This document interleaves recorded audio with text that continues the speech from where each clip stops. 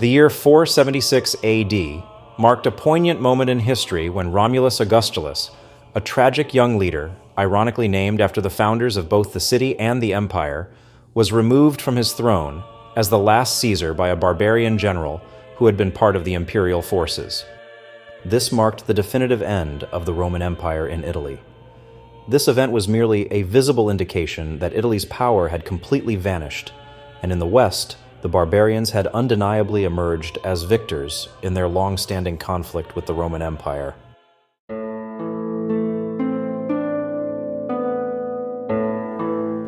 At its zenith, the empire encompassed all the lands surrounding the Mediterranean Sea, serving as the political representation of Mediterranean civilization. In Europe, it extended northeast to the Rhine and the Danube, even including England. Beyond these rivers lay the barbarians. Thus, Europe was split into two realms, the civilized and the barbarian.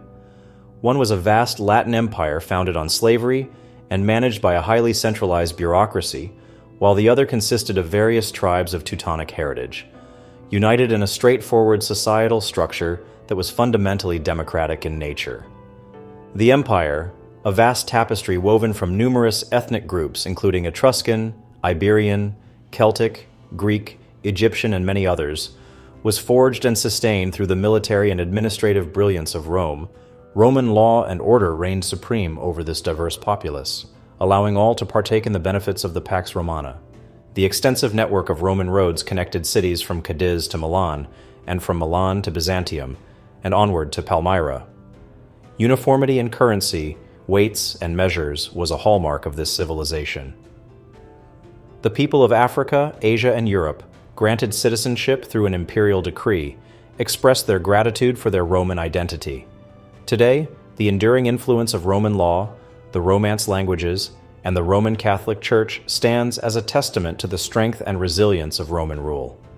For centuries, Rome was the epicenter of the world, drawing in wealth, spoils, taxes, and tributes from all directions. Even after the government relocated to Constantinople in AD 330, visitors from the new capital were left in awe of Rome's magnificent temples, baths, amphitheaters, forums, circuses, and palaces, all adorned with shimmering marble and bronze. However, the wealth amassed through conquest and tribute also sowed the seeds of future troubles. Society had become sharply divided between the extremely wealthy and the impoverished. The straightforward, hard-working existence of ancient Roman freemen had vanished. The essential tasks of production were now relegated to serfs and slaves, while moderate earnings and simple lifestyles had all but disappeared. The middle class found itself pushed down to the status of the lower classes. In rural areas, small landowners faced conditions barely above those of serfs, while large landholders amassed extensive estates. Almost half of the population consisted of slaves. As the demands of the empire increased, taxes grew heavier, necessitating a large number of officials and mercenary forces. The affluent wielded control over the government, shifting the majority of the tax burden from themselves onto the less fortunate. In urban centers, each city, striving to emulate Rome, developed a troubling class of unemployed individuals that were reliant on bread distributions and funded by public resources. In stark contrast, across the Rhine and Danube rivers, the Germanic tribes cultivated their fields and tended to their livestock. They lived in small communities that were grouped into tribes, which formed a loose confederation that resembled a nation only when military action was necessary. During such times, the adult males became the army. Their structures were simple, their clothing basic, and their artistic expressions rudimentary. They were mostly illiterate, and the men primarily focused on hunting and warfare. Despite this, they were a free and self-respecting people, choosing their king and gathering in a large assembly to create their laws. Along the Roman borders, the barbarians had adopted Christianity, though they were not Trinitarians but rather Arians, considered heretics by Orthodox Catholics, which did little to improve their relations with the Romans. In their native forests, the barbarians were largely oblivious to Roman civilization, while those living on the borders presented a stark contrast to the Romans. The young kings were exceptional athletes, modest in their eating habits, and dedicated to their royal responsibilities.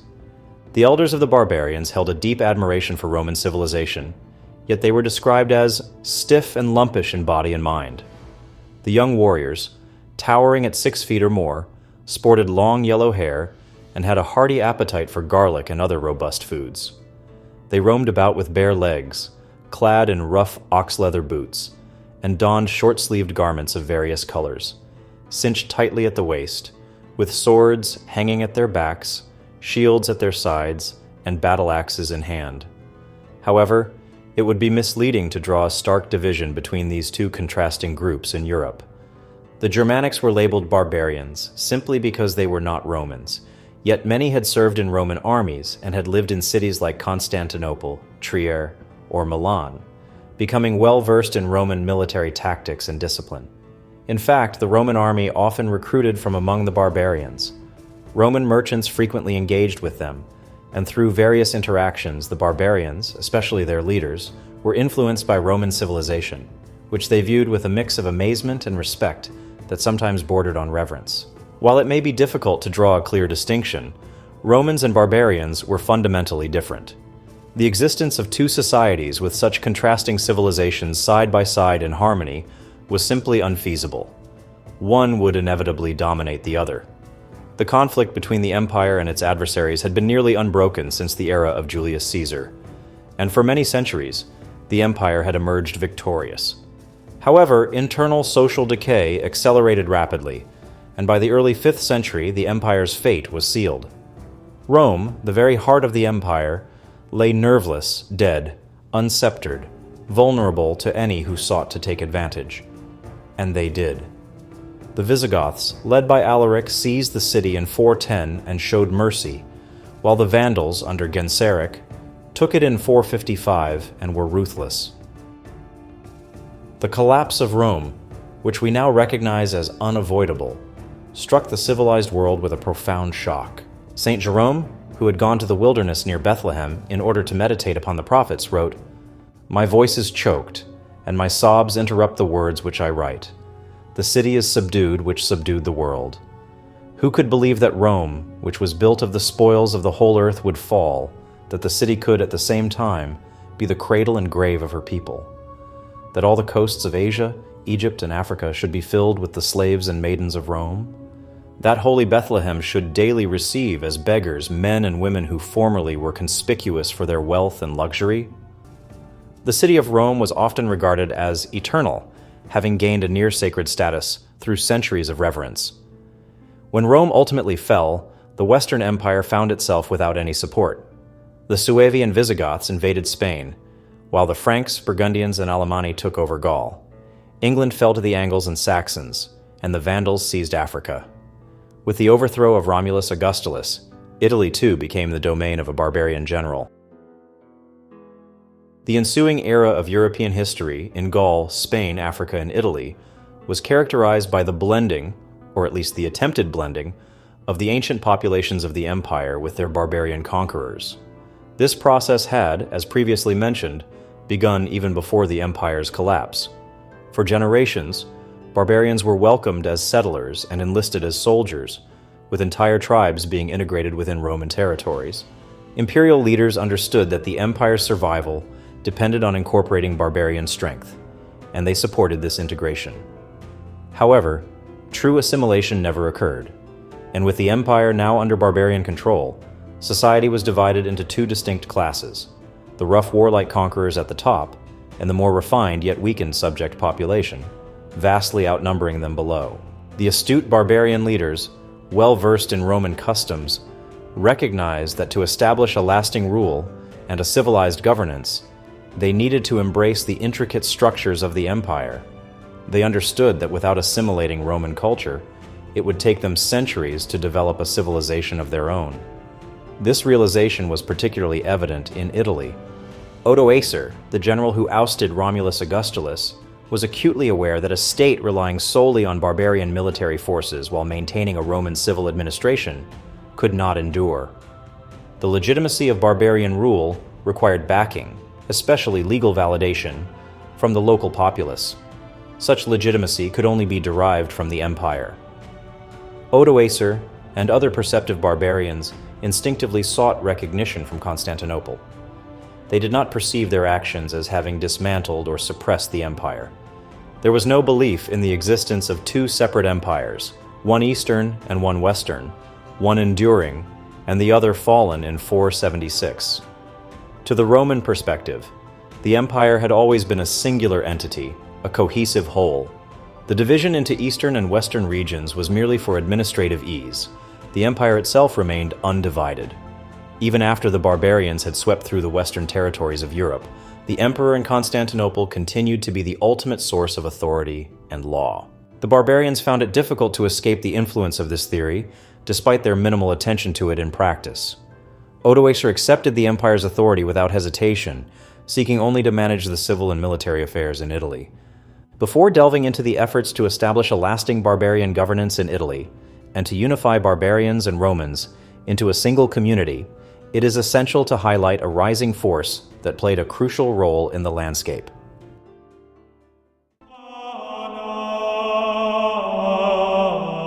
The Church emerged as the most dynamic institution in Italy, already hinting at its future significance. During the era of Constantine, 323 to 337 AD, and his immediate successors, the bishops of Rome did not hold a position of primacy over their counterparts, yet they asserted claims to precedence that they quickly capitalized on. Their city was the birthplace and stronghold of Roman authority. St. Paul had both lived and passed away there, and most importantly, it was widely recognized that the Apostle Peter established their bishopric. In a unique way, this was the church that Christ referred to when he told Peter, "You are Peter, and on this rock I will build my church, and the gates of hell shall not prevail against it." The bishops of Rome gained significant benefits from the lack of a temporal ruler, while their main competitors, the patriarchs of Constantinople, were overshadowed by the emperor's authority. With the major governmental roles relocated to Constantinople and the absence of a vibrant civil society, Rome had transformed into a predominantly ecclesiastical city, where the head of the church emerged as the most influential figure. It was widely recognized that Roman bishops held a superior rank over their counterparts in other cities, reflecting Rome's preeminence. This was so well accepted that in 344, an ecumenical council referred a crucial matter to the Roman See for resolution. 100 years later, the great Pope, Leo I, merely gave utterance to the general opinion when he said, "St. Peter and St. Paul are the Romulus and Remus of the new Rome, as much superior to the old as truth is to error. If ancient Rome was at the head of the pagan world, St. Peter, Prince of the Apostles, came to teach in the new Rome, so that from her the light of Christianity should be shed over the world." The Roman Church assimilated the remnants of ancient Rome's administrative prowess. With sharp, practical insight, it denounced the intricate doctrines that continually emerged from the East, remnants of Greek metaphysics. While it may have distanced itself from certain spiritual, Neoplatonic ideas and focused heavily on authority, its commitment to dogma and insistence on uniformity and obedience solidified its role as a unifying force in Europe. By fostering Christendom, it played a significant part in the advancement of European civilization. Through a combination of fortunate circumstances and its ability to assert its influence, Rome consistently upheld orthodoxy, remaining firmly Trinitarian. The Church opposed the Arians, who claimed that the Son, created by the Father, could not be the same as him, or have existed from the very beginning. It also confronted the Nestorians, who argued that the Virgin was only the mother of Christ in his human aspect. The Church consistently fought with great courage, and more often than not, it emerged victorious in the end. During that era, ecclesiastical matters were deeply intertwined with political ones. No one considered separating them, either practically or theoretically. The state and the church existed as a single entity, viewed from two different perspectives. If we revisit the time of Odoacer and his barbarian successors, we can see that their efforts to forge an Italian kingdom presented them with a threefold challenge: to unite the barbarian conquerors with the subjugated Latins, to cultivate amicable relations with the empire, and to gain the trust and backing of the Orthodox Church. Throughout the lengthy period of barbarian rule, each chief faced the persistent threat that these three political forces, the subjugated populace, the church, and the empire, might unite against him. In reality, the barbarians were consistently unsuccessful. They could never unify Italy into a single kingdom. These three adversaries proved too formidable for them. The challenges inherent in the situation become immediately clear through the deposition of Romulus Augustulus, which adds a layer of intrigue to Odoacer's short-lived tenure.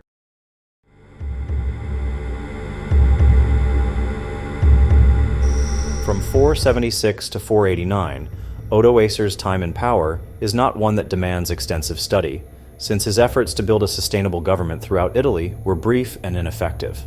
Moreover, these efforts closely mirrored those of the Ostrogoths, who followed him, making a discussion of their attempts equally relevant to understanding his own. The Ostrogoths, known as the East Goths, were one of the two main branches of the vast Gothic nation, the other being the Visigoths, or West Goths. Before their incursion into Italy, they resided in Pannonia, in present-day Austria, situated on the southern banks of the Danube River. This fierce and warlike tribe had caused significant challenges for the Eastern emperors, who found themselves compelled to grant them land and pay them tribute. Emperor Zeno, eager to eliminate this threat, saw a golden opportunity. He proposed to their leader, Theodoric, a formidable figure known for his prowess as a hunter, soldier, and statesman, characterized by his large stature and a blend of passion and fairness, that he should lead his people into Italy, defeat Odoacer, and take on the role of imperial lieutenant. Theodoric, recognizing that Italy offered a much more appealing life than Pannonia, readily accepted the proposal. For Zeno, sending Theodoric westward was a strategic move with potential benefits. If Theodoric failed, it would mean the end of the Ostrogoths, while a victory would place them far from Constantinople. Theodoric found the offer enticing as well. He understood that the Ostrogoths were in a precarious position within the Eastern Roman Empire, and Zeno's mission presented him with a chance to gain rightful control over a prosperous kingdom. In the autumn of 488, the Ostrogoths assembled in what is now Bulgaria and set their sights on Italy. Their journey began along the lower Sava River valley, but they encountered resistance from the Gepids, their long-standing adversaries, who denied them passage through their territory. The Gepids were well fortified on the opposite bank of the Sava near Sirmium, successfully fending off all assaults until Theodoric took matters into his own hands, leading a daring charge across the river that shattered the Gepid defenses. Among the spoils of victory was a Gepid wagon train filled with grain. Once they moved beyond Gepid lands, Theodoric retraced the path through the Julian Alps that Alaric the Visigoth had used during his invasion of Italy 80 years earlier. The Ostrogoths progressed at a slow pace, burdened by a vast convoy of wagons, pack animals, herds of cattle, flocks of sheep, and numerous non-combatants. Out of the estimated 100,000 Ostrogoths, only about a third were able-bodied men fit for battle. The remainder consisted of women, children, and the elderly. It wasn't until the summer of 489 that they finally began their descent into the plains surrounding Aquileia. Odoacer had set up his defenses and awaited the Ostrogoths in a heavily fortified camp overlooking a crossing of the Isonzo River. On August 28th, Theodoric crossed the river, launched an assault on the camp, and drove Odoacer from the region. Odoacer then retreated to Verona, where he constructed another fortified camp on the eastern bank of the Adige River. Leading the charge once more, Theodoric attacked the camp on September 30th. Odoacer and a few of his followers managed to escape the encirclement and fled south to his capital, Ravenna. Meanwhile, Theodoric advanced westward and took control of Milan in October.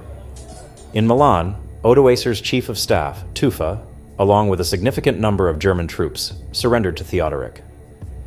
In a rare miscalculation, Theodoric accepted these men into his ranks and dispatched them to lay siege to Odoacer in Ravenna. However, upon arrival, they returned to their former loyalty, leading to the betrayal of Theodoric's Ostrogoths, who were handed over to Odoacer and killed. Upon learning of this treachery, Theodoric swiftly relocated to Pavia, a position that offered better defenses, shielded on two sides by rivers. During the winter of 489 to 490, both kings engaged in diplomatic maneuvers. Theodoric successfully garnered support from the Visigoths, while Odoacer cleverly convinced the Burgundians to invade Italy by exploiting their fears of being surrounded by Goths. Although Theodoric was initially preoccupied with the Burgundian situation, ultimately negotiating their withdrawal, Odoacer took the opportunity to re-establish his authority in northern Italy. Leaving Pavia with a combined force of Ostrogoths and Visigoths, Theodoric dealt a significant blow to Odoacer on August 11th at the river Adda, located just 10 miles east of Milan. Odoacer retreated to Ravenna, where he began preparations for a siege. Ravenna, which had served as the capital of the Western Roman Empire since 402, and Odoacer's stronghold since 476, was heavily fortified and strategically positioned as a port, allowing for maritime supply and reinforcements. In September 490, Theodoric initiated regular mounted patrols to disrupt road traffic to the city. However, without a naval fleet, he was unable to prevent ships from delivering essential supplies. Odoacer, in turn, dispatched raiding parties to harass the Ostrogoths whenever possible. To secure his rear, Theodoric deployed assassination squads across Italy to eliminate Odoacer's supporters. Nevertheless, Odoacer's chief general, Tufa, remained at large with an army in Lombardy. In mid-July 491, Odoacer received reinforcements from the Heruli, who resided beyond the Danube, and attempted to regain the upper hand with a surprise night assault on Theodoric's camp. After intense fighting and significant casualties on both sides, Theodoric emerged victorious once more, demonstrating his remarkable ability to rally his troops in challenging circumstances. In August 492, Theodoric seized Rimini, which was still under Odoacer's control, and in doing so, he gained a fleet of swift and agile war galleys. He initiated a blockade of Ravenna from the sea, effectively cutting off all supplies. By January 493, the citizens of Ravenna were starting to face starvation, and on February 27th, with no hope for assistance, Odoacer capitulated. Just 6 days later, Theodoric made his grand entrance into Ravenna, greeted by the jubilant cheers of its inhabitants. He decided not only to spare Odoacer's life, but also to share the kingship of Italy with him. On March 15th, Theodoric hosted a feast to commemorate the newfound peace. But once Odoacer was separated from his guards, Theodoric unsheathed his sword and killed him on the spot. Now the ruler of Italy, both through conquest and imperial mandate, Theodoric set out to unify the barbarians and Romans across the peninsula under a single stable government. He faced significant challenges. Firstly, the people he led, primarily Goths, were a diverse mix of tribes, forming an alien occupying force amidst a local population that was likely 10 times larger. The Roman populace had entirely abandoned the use of weapons and engaged only in skirmishes rather than any significant battles. This community was predominantly urban, residing in cities that still exist across Italy today. In the northern region, cities like Turin, Milan, Verona, and Aquileia thrived. Along the eastern coast, one could find Ravenna, Rimini, and Ancona, while the western coast and central areas were home to Genoa, Pisa, Rome, Naples, and Salerno. In the southern part of Italy, the ancient Greek cities remained.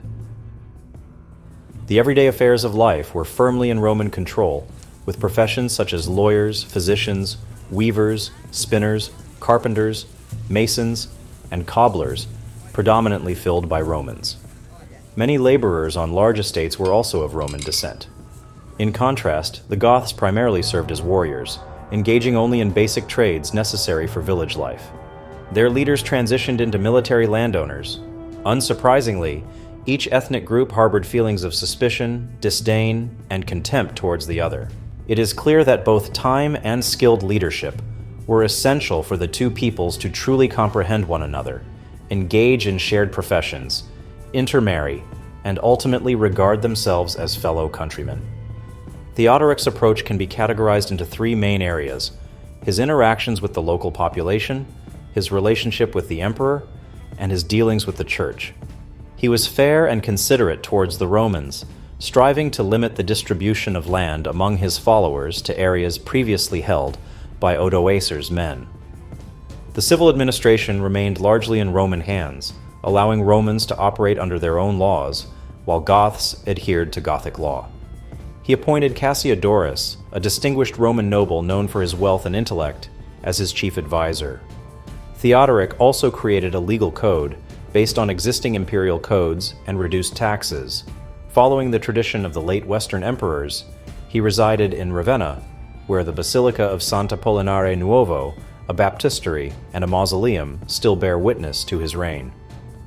Once the state was stabilized, Theodoric made a ceremonial visit to Rome in 500, where he was received with imperial honors. He pledged to maintain all institutions established by the Roman emperors and demonstrated a keen interest in the city, as if he were a Roman himself. He took great care to ensure the preservation of all ancient monuments, restoring the walls, aqueducts, and drainage systems, while also addressing the issues of the Pontine marshes. He spoke of Rome as the city which is indifferent to none, since she is foreign to none, the fruitful mother of eloquence, the spacious temple of every virtue, comprising within herself all the cherished marvels of the universe, so that it may in truth be said, Rome is herself one great marvel. He revitalized the distribution of bread, organized games in the circus, and treated the Senate with utmost respect. Indeed, until his conflict with the Church, which alienated the Orthodox populace, he closely followed the imperial path and enjoyed a successful rapport with the Latin people. Interactions with the emperor proved to be more challenging. Shortly after his triumph over Odoacer, Theodoric sought the emperor's approval for the regalia, the crown jewels and imperial garments of the West, which had been sent to Constantinople following the deposition of Romulus Augustulus. Initially, the embassy was dismissed, but eventually, the regalia were sent to him as a sign of complete acknowledgement of his authority. Meanwhile, Theodoric's army, without waiting for the emperor's consent, declared him king. In practice, he consistently operated as an independent monarch. Theoretically, however, he recognized Italy's inclusion in the empire as a fundamental principle and accepted that his role was simply that of a ruler over one of the imperial provinces. The emperors, unable to act against him, begrudgingly accepted Theodoric's leadership in Italy, secretly wishing him misfortune while waiting for the right moment to create difficulties for him. Despite this underlying animosity, their relations remained relatively amicable for about 30 years, with only a few interruptions, before delving into Theodoric's interactions with the Church, which were politically motivated and required careful consideration of broader policy implications. It is essential to address the dynamics between the Church and the Emperor, as the latter influenced the former. Tensions, both overt and subtle, consistently existed between the Roman Church and the Empire. There was rivalry between the ancient Rome and the newly established Constantinople, along with a fundamental misunderstanding between the Latin and Greek perspectives. Tensions existed between papal and imperial authority, and these issues will become more apparent as time went on. For now, it's important to note that during the first 3 decades of Theodoric's reign, a time marked by success and prosperity, there was significant discord between the Pope and the Emperor, creating a sort of schism. The Byzantine emperors, often well-educated and residing in the most cultured city of the era, took a keen interest in theological matters and frequently meddled with the faith. This involvement was also driven by political necessities, as their subjects were split between orthodox and heterodox beliefs, which posed a constant threat to political cohesion. In an attempt to bridge this divide, the reigning emperor proposed a compromise, a middle ground he hoped would garner universal support. However, the papacy, outraged by this interference with orthodoxy and the emperor's presumption to dictate matters of faith, rejected the compromise. This led to a schism that persisted until the reign of Emperor Justin, 518 to 527. During this time, the astute statesman guiding Justin's policies, his nephew Justinian, managed to broker a reconciliation.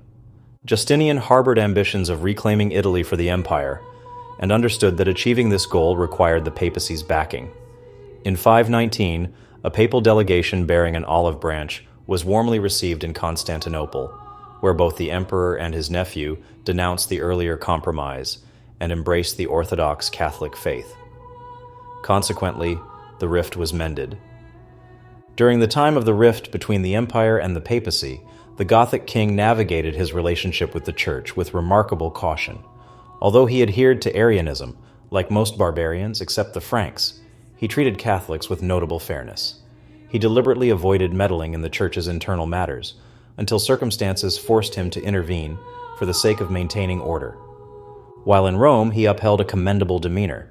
Despite his moderate approach and adherence to imperial traditions, the Church viewed his involvement with suspicion. No matter how Theodoric conducted himself, the papacy remained his inherent adversary. It instinctively recognized that a king in Italy would always overshadow the pope, just as the emperor overshadowed the patriarch in Constantinople. The Church believed that only by ensuring Italy lacked a robust government could it fully assert its influence. The ecclesiastical authority was already at odds with civil power.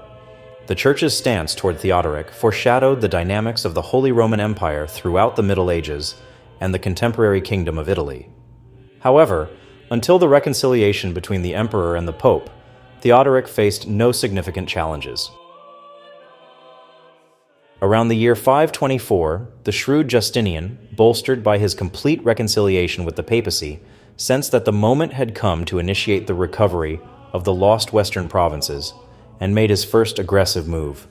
Yet, it may be unfair to attribute solely political motives to Justinian's actions, as his intricate Byzantine mind intertwined policy, theology, law, art, and ambition in a complex tapestry. An imperial decree was enacted, targeting Arians in various ways, particularly mandating that all Arian churches across the empire be transferred to Catholic control. This move naturally gained the Pope's endorsement and effectively estranged the Arian Goths from the Catholic Latins. Theodoric, who had maintained a policy of tolerance towards Catholics, was infuriated and threatened to retaliate by banning Catholic practices throughout Italy. This ultimatum prompted the papacy to forge a closer alliance with the emperor, while also upsetting the Latin populace. A new generation had flourished in relative peace and prosperity under Theodoric's governance, and, having forgotten that these advantages were due to the Goths, they began to express their Latin biases more openly. Consequently, the three natural adversaries of Gothic authority began to unite: the Empire, eager to reclaim Italy, the papacy, seeking to remove a ruler, and the Latins, driven by nationalistic sentiments. Meanwhile, conspiracies began to brew between Constantinople and certain influential figures in Rome. The extent of the conspiracy remained unclear. The king was not inclined to pursue a fair judicial process. Several senators were apprehended on charges of high treason, subjected to biased or irregular trials, and subsequently executed. Among the senators, Boethius is perhaps the most renowned, representing the twilight of Roman civilization, much like Dante symbolizes the dawn of modernity. Notably, after the passing of Beatrice, Dante sought solace in Boethius's work, Consolations of Philosophy, which he penned during his imprisonment. Boethius hailed from one of Rome's most esteemed families, with both him and his sons having held the title of consul. He was well versed in the teachings of Plato, Aristotle, and the Neoplatonists, and he translated Greek mathematical texts while also contributing to philosophy and theology. A true polymath, he was the go-to expert for various needs, whether it was a hydraulic clock, an elaborate sundial, a method to identify counterfeit currency, or a musician to send to a foreign ruler.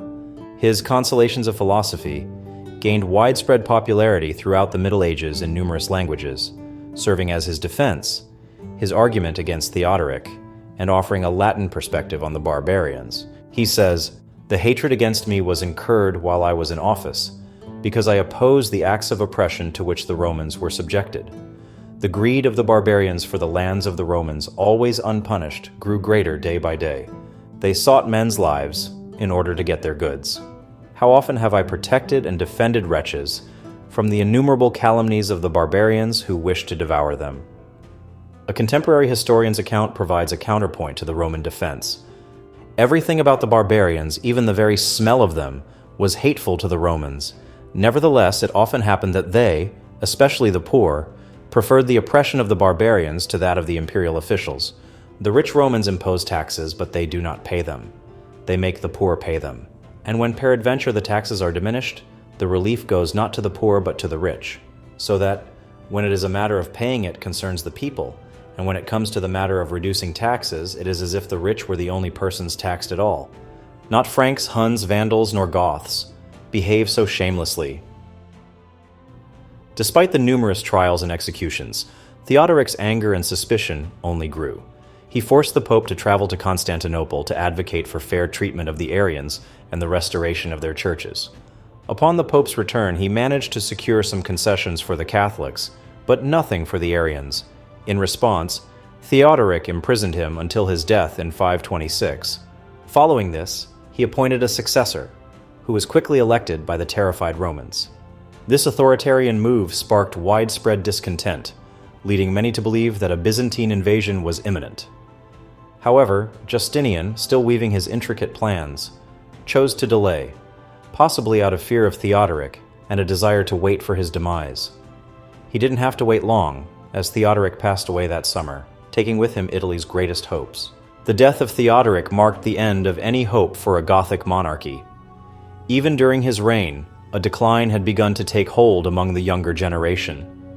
The declining civilization of Italy had a detrimental impact on the once simple Goths. The indulgent lifestyles, lazy habits, and sophisticated customs of the Latins drained them of their strength and independence.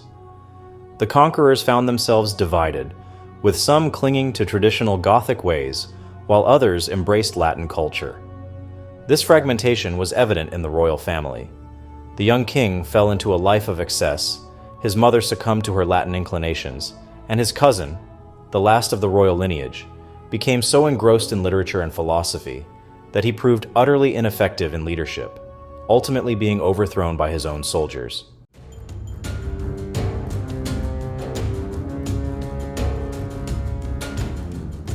Emperor Justinian had been patiently waiting for the right moment, and it had finally arrived.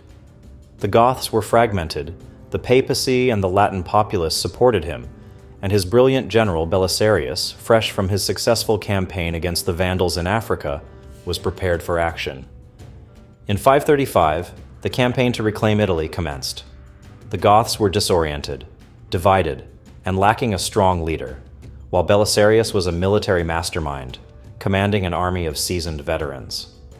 He was initially instructed to lead his fleet to Sicily, a location believed to be easily secured as a strategic base, given that its officials had previously welcomed the Byzantines during the earlier invasion of the Vandal kingdom in 533. This expectation was met with success. The only significant resistance came from Palermo, which was heavily fortified and defended by a substantial Gothic garrison. However, Belisarius managed to anchor his ships in the harbor and directed teams of archers to be hoisted to the tops of the masts using ropes and pulleys. When the besieged Goths realized that their walls offered no protection against the rain of arrows falling upon them from above, their morale plummeted, leading to the city's surrender. In the spring of the following year, he stationed sufficient troops in Syracuse and Palermo, then moved the rest of his forces from Messina across the strait to Rhegium to initiate an invasion of Italy. All attempts to convince the Gothic king to accept Justinian's authority had failed. Belisarius made his way slowly along the coastline toward Naples, approximately 300 miles to the north, ensuring that his fleet and army remained closely coordinated. Eventually, Naples was surrounded by both sea and land, and after a 20-day siege, the city fell. Remarkably, Belisarius was able to protect the residents from many of the brutalities typically associated with such conquests during that era.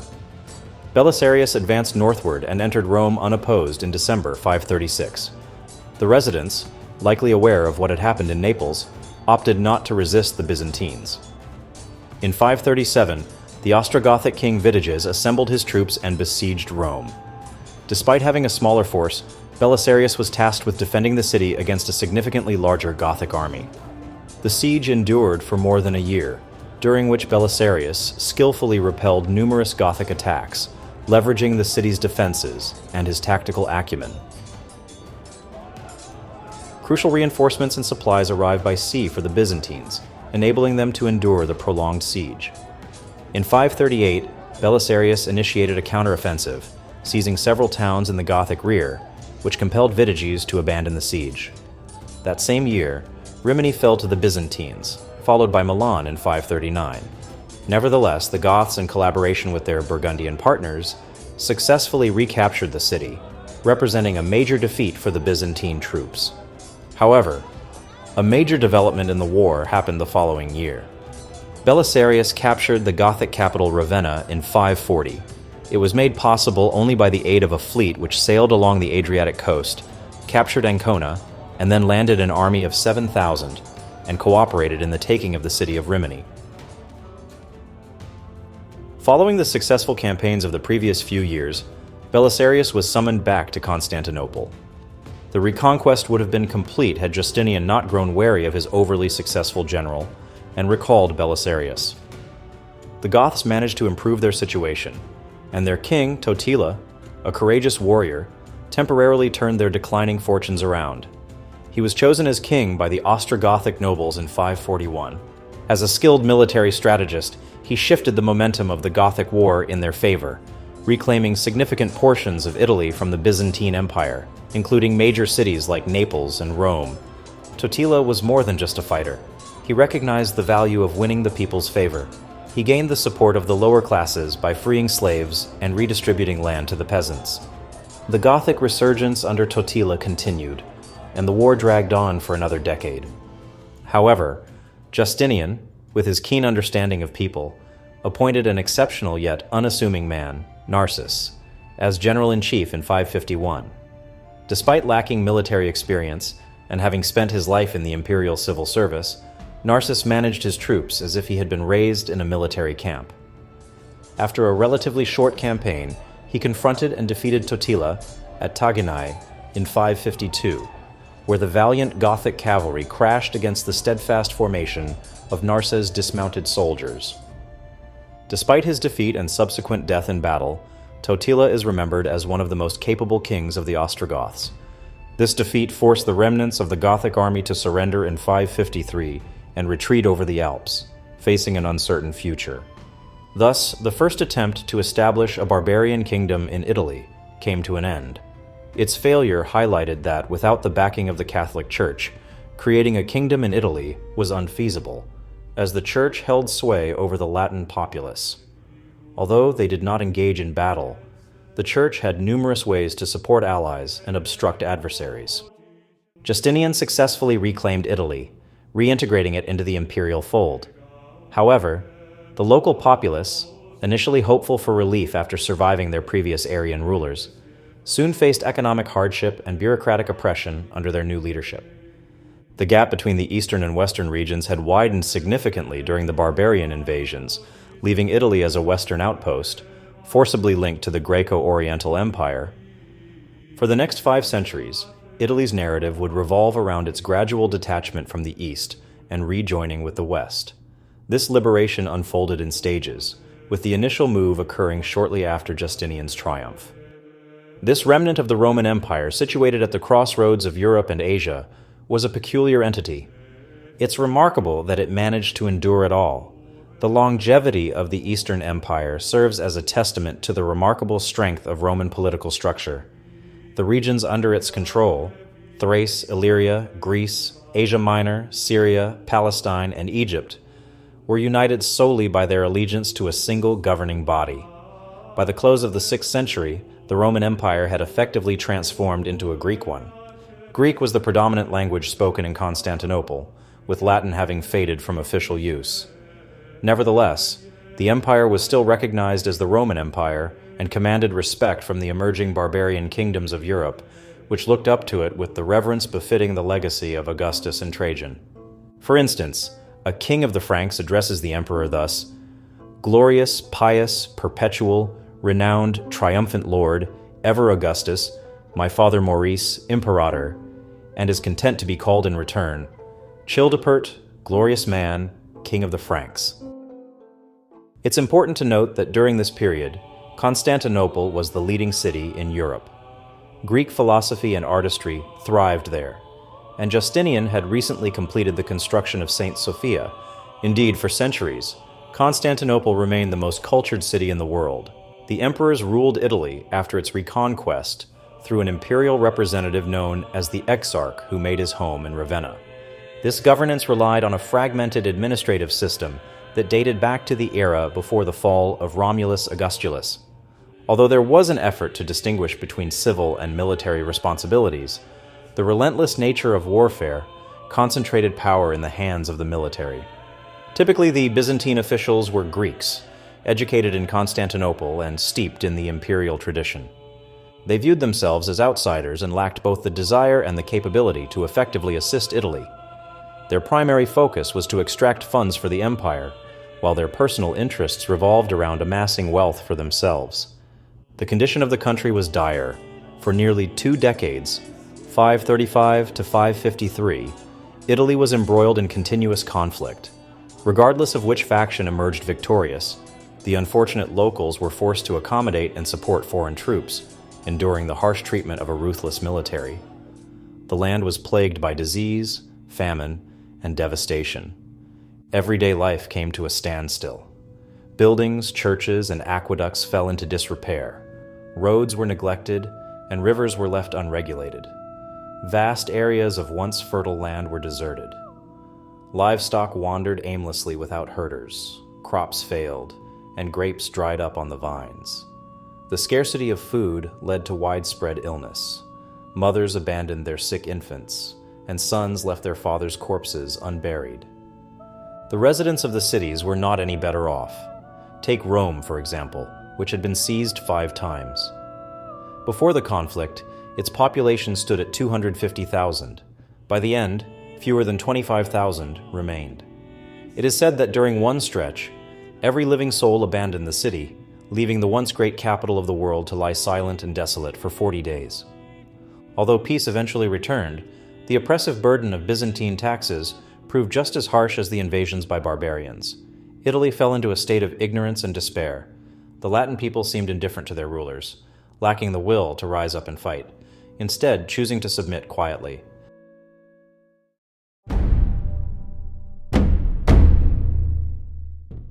The imperial rule over Italy barely lasted a dozen years before another barbarian group, the Lombards, arrived to attempt what the Goths had failed to achieve. In 568, Alboin led his fair-haired Lombards, a mix of half-pagans and half-Aryans, along with their families and belongings through the Julian Alps into the Po Valley, which would soon carry their name. While the Lombards may have lacked the empire's grandeur, they played a significantly more dynamic role in this historical narrative. Originating from the enigmatic north, they roamed through Eastern Europe, before finally settling near the Danube, where some converted to Arian Christianity. Dissatisfied with their surroundings and pressured by more aggressive tribes behind them, they seized the opportunity presented by Italy's vulnerable state. Many among them had previously served as mercenaries under Narses, giving them insight into the land's allure. The entire Lombard nation, accompanied by a diverse array of followers from various tribes, numbered around 200,000 to 300,000 individuals. There were numerous distinctions between the Lombards and the Goths. The Lombards had minimal interaction with the empire and were significantly less advanced than their predecessors, lacking in both military prowess and administrative skills. Their leader, Alboin, pales in comparison to Theodoric in every aspect. Additionally, Theodoric arrived, at least in name, as a representative of the emperor, claiming to uphold the continuity of imperial authority. In contrast, the Lombards viewed the empire solely as an adversary, fighting against it with the belief that might was right. The invaders faced little organized opposition. Had they controlled the seas, they could have easily taken over the entire peninsula. They swiftly conquered the northern regions and parts of the central territory within just a few years, gradually expanding their influence. However, they never managed to subdue the southern regions, including the Duchy of Rome or the Adriatic coastline. For most of the 2 centuries of Lombard rule, Italy's map looked like this. The empire held onto the small peninsula of Istria, the extensive coastal stretch from the lowlands of Venetia to Ancona, safeguarded by its maritime cities like Ravenna, Rimini, Pesaro, and Sinigaglia. The Duchy of Rome extended along the Tyrrhenian coast, from Civitavecchia to Gaeta, including Naples and Amalfi, as well as the territories of the heel and toe, along with Sicily and Sardinia. The boundaries of the Lombard kingdom were never clearly defined. It was essentially a loose alliance of around 36 duchies, with Spoleto, located just north of Rome, and Benevento, situated slightly northeast of Naples, being the most significant and also the most autonomous. In reality, these 2 duchies operated independently and seldom followed orders from Pavia, the king's capital, unless absolutely necessary. During the time of the invasion, the Lombards were considered barbarians and did not quickly embrace civilization. They were attached to their traditional lifestyles, which revolved around hunting and fighting, and were reluctant to adopt peaceful practices, leaving most crafts and industries to the subjugated Latins. However, the inevitable interactions with a more advanced society led to gradual changes in their behavior, becoming increasingly civilized over generations. The royal lineage reflects this transformation over the span of 2 centuries. Alboin, the initial invader who died in 573, famously killed a rival barbarian king, married his daughter, and forced her to drink from a cup fashioned from her father's skull. The last Lombard king, Desiderius, who died about 786, cultivated the society of scholars, and his daughter learned by heart the golden maxims of philosophy and the gems of poetry. Each step the Lombards took towards civilization benefited the Latins, who, particularly in rural areas where they toiled on farms, were often treated as little more than serfs. The two groups began to merge slowly over time. The shift of the Lombards from Arianism to Catholic Christianity between 600 and 700 significantly narrowed the gap between the two groups. Intermarriage likely began shortly thereafter. However, it wasn't until the Frankish conquest that a true fusion of the two peoples appeared to take place. Despite facing imperial oppression, the Latin populace favored the Greeks over the Lombards. This preference stemmed from their shared Greco-Roman heritage and the fact that the empire still represented the Roman legacy. Such popular backing proved advantageous for the empire during its prolonged conflict with the Lombards. While the Latin people did not engage in direct combat, they provided essential supplies and intelligence. Unfortunately, the empire was ill-equipped for this struggle. The withdrawal of Narses left Italy vulnerable, stripping it of its last line of defense against barbarian incursions. The imperial forces were weak, cities lacked adequate garrisons, and fortifications were poorly built. Had it not been for the empire's control of the sea, which allowed it to maintain coastal towns, Italy would have easily succumbed to the invaders. The empire was, in reality, drained from its efforts to reclaim lost territories and lacked both the moral and material resources to address its domestic challenges. The devastation and population decline that followed the Gothic War created an opportunity for new settlers, with only fortified towns putting up any resistance.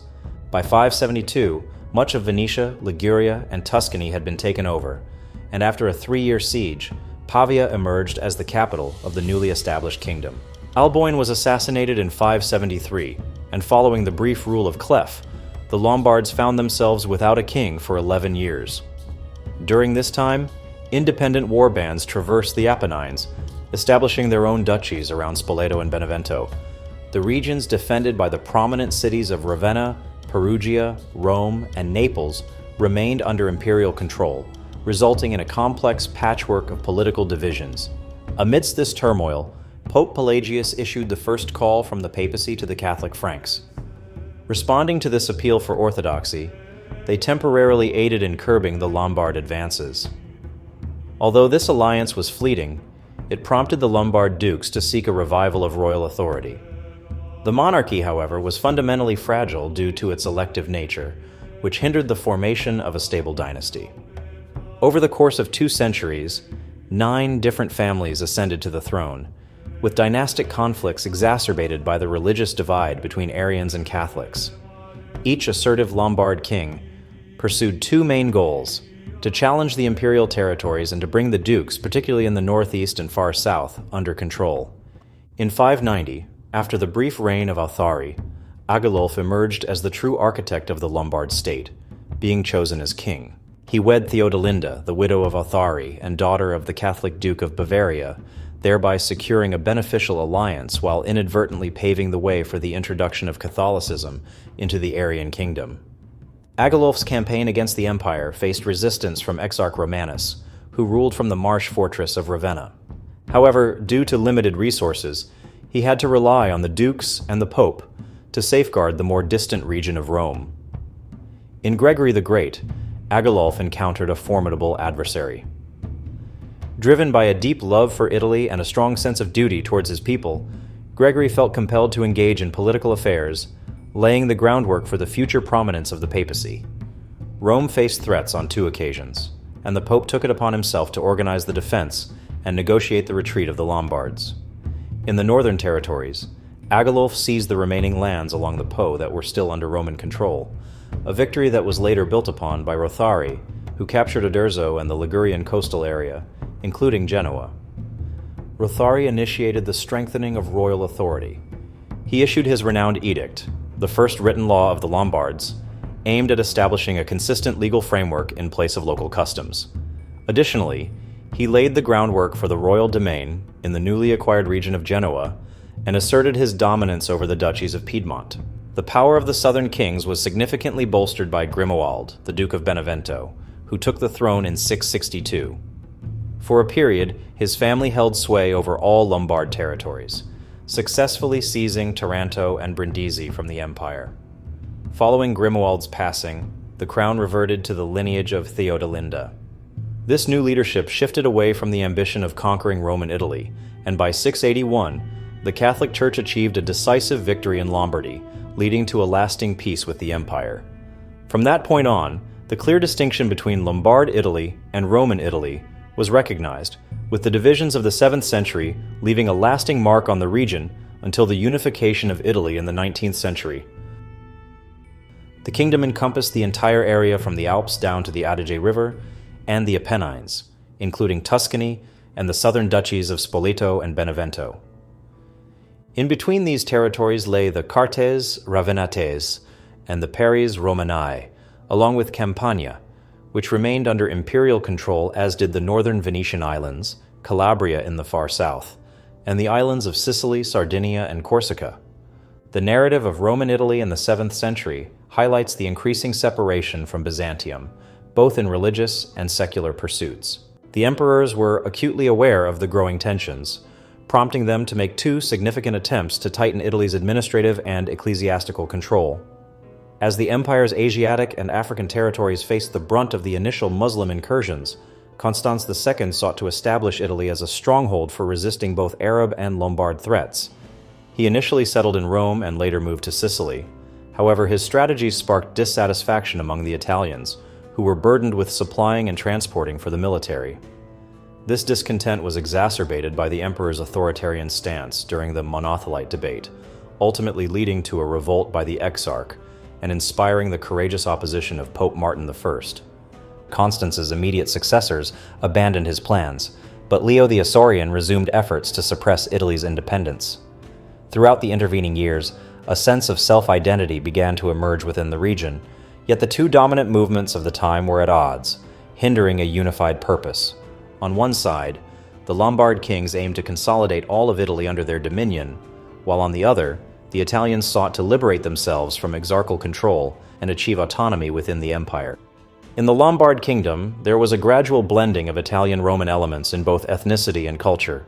While many distinct Lombard traits persisted, the Roman legacy laid the groundwork for a cohesive evolution in architecture, commerce, industry, and the concept of governance. To achieve his vision of a unified Italy, King Luitpran recognized the necessity of incorporating the southern duchies alongside the Roman territories. He bolstered his international standing through an alliance with Charles Martel of the Franks, while adopting a pragmatic approach within Italy. Initially, he waged war against the Exarch, seizing Bologna and the Pentapolis. Later, he capitalized on the unrest in Roman Italy by siding with his former adversary. The spark for the Italian Revolution was ignited by Emperor Leo's directive to implement a new direct taxation system, which jeopardized the fiscal privileges of both secular and ecclesiastical landowners. These privileges had fostered a strong sense of local autonomy and resistance against the imperial officials dispatched from Constantinople. The revolution found its champion in Gregory II, whose status as a leading ecclesiastical landowner was under threat. The Pope courageously opposed the tax, prompting the Romans of the Duchy and the Lombards of Spoleto to unite in his defense against the Exarch. Amidst this volatile backdrop, Leo introduced the iconoclastic decree of 726, igniting widespread rebellion across Italy, as each region rejected the authority of imperial officials and elected its own leader. The victory of the empire was secured by a sudden and unnatural alliance between the Exarch and the Lombard king, who encamped before the walls of Rome. Gregory II found himself forced into a humiliating peace agreement. While the empire appeared to have succeeded outwardly, the same error made by Justinian was repeated, leaving the Lombards with a clear path. However, Luitpran's devoutness tempered his ambitions, leading him to return his conquests in deference to Pope Zacharias.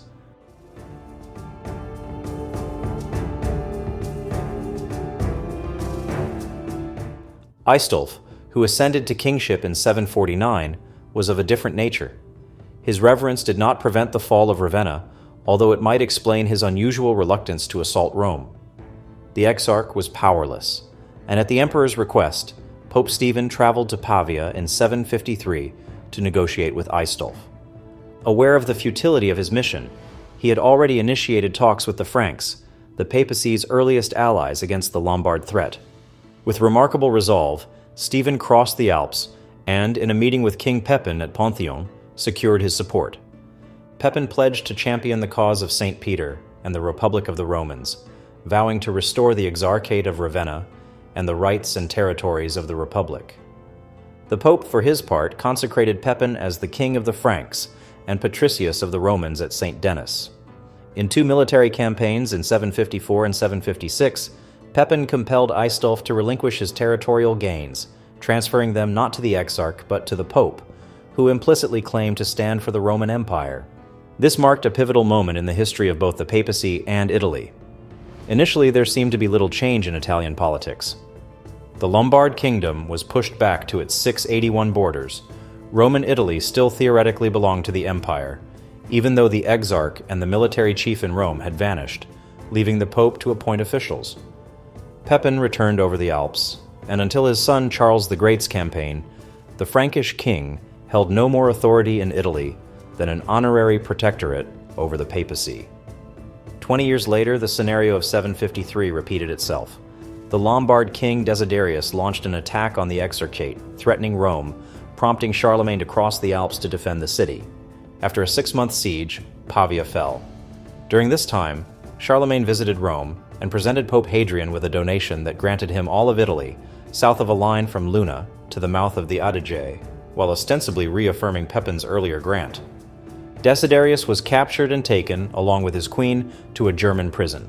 In 774, Charlemagne received the Lombard crown, establishing a new relationship between the Franks and Italy. To the Pope and the Romans, he remained the newly minted patricius, but to the Lombards, he assumed the rights and responsibilities of Rotari, or Louis-Prand.